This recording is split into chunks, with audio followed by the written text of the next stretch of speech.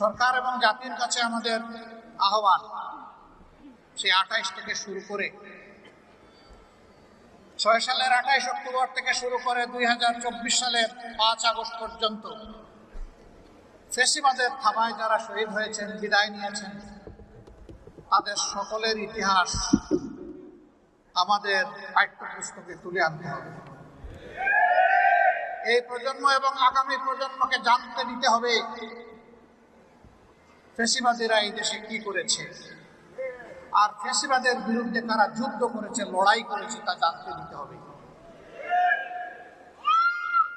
যারা লড়াই করেছেন তারা ব্যক্তির কোনো ইচ্ছা পূরণের জন্য করেন নাই, জাতির মুক্তির জন্য করেছেন।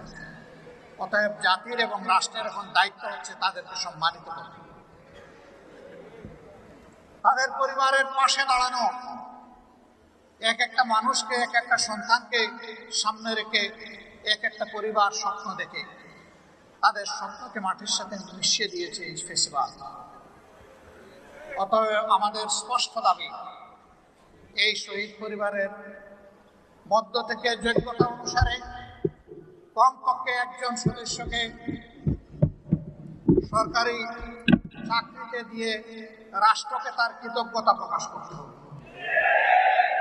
ফ্যাসিবাদের বিরুদ্ধে দেশপ্রেম অন্তর নিয়ে যারা লড়াই করেছে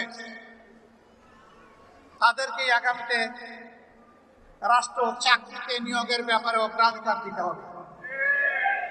এরা যদি রাষ্ট্রের জন্য কোনো দায়িত্ব পালনের সুযোগ পায়, ফ্যাসিবাদের গুলির সামনে বুক পেতে দিয়ে যেভাবে লড়াই করেছে, একটি রাষ্ট্রকে সামনের দিকে এগিয়ে নেওয়ার জন্য তারা সেই নিরন্তর লড়াই করবে। এই জন্য অবশ্যই তাদেরকে অগ্রাধিকার দিতে হবে।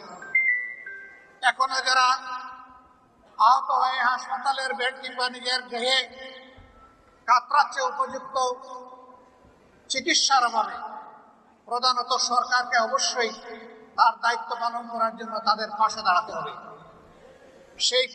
তার পাশাপাশি ফ্যাসিবাদ বিরোধী সকল দলকেও আমি আহ্বান জানাবো, আসুন আমরাও তাদের পাশে দাঁড়াই।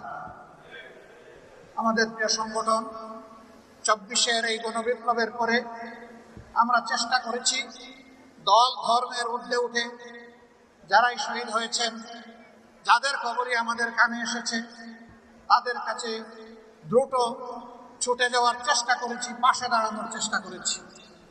আমাদের সামর্থ্য অনুযায়ী আমরা তাদের পাশে দাঁড়িয়েছি, কিন্তু একতা দাবি করার কোনো দুঃসাহস আমরা দেখাতে পারবো না যে তাদের সকল বেদনা আমরা তাদের কাছ থেকে নিয়ে আসতে পেরেছি, অথবা তাদের সকল প্রয়োজন পূরণের জন্য আমরা হাত বাড়াতে পেরেছি।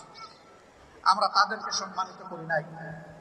তারা আমাদেরকে পাশের জায়গা দিয়ে পরিবারের সদস্য হিসেবে আমাদেরকে গ্রহণ করে আমাদের প্রতি তারা দয়া করেছেন, আমাদের প্রতি তারা কৃতজ্ঞ ভাষায় আবদ্ধ করার সুযোগ তৈরি করে দিয়েছেন।